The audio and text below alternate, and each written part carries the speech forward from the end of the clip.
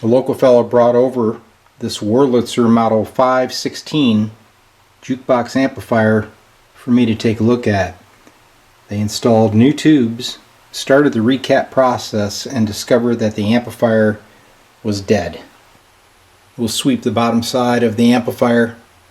You can see many of the capacitors have been replaced, but the main filter caps, which are a 4-section cap, there's one here and one over here, those are still the originals. But the person did have the individual radio caps, they just never completed the install. Then I noticed that the shorting plugs were missing, and that's why the amp was dead. So I made a little jumper plug here and put the center tab of the main power transformer to ground, and I was able to get the amp to come to life. So the next step, I'm going to change out those multi-can caps with one of these W8 AOR 3-in-1 capacitors, and then we'll try to fire this thing up. So in case you're wondering, why am I only putting in a 3-in-1 cap when it had 4 sections?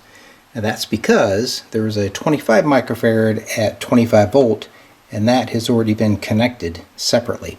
So there's no need to put in a 4-section cap.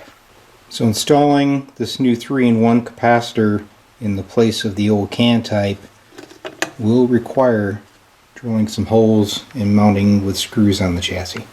Well, there's our 2 new multi-section filter caps installed. Next, I'm going to go underneath, verify that there's no shorts, and I'm going to bring this thing up on a variac and see if I can get any sound out of it.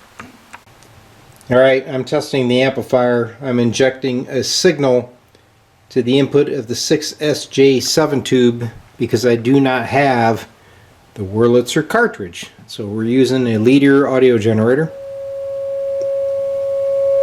There she is. So the amplifier is operational. It's quite the task.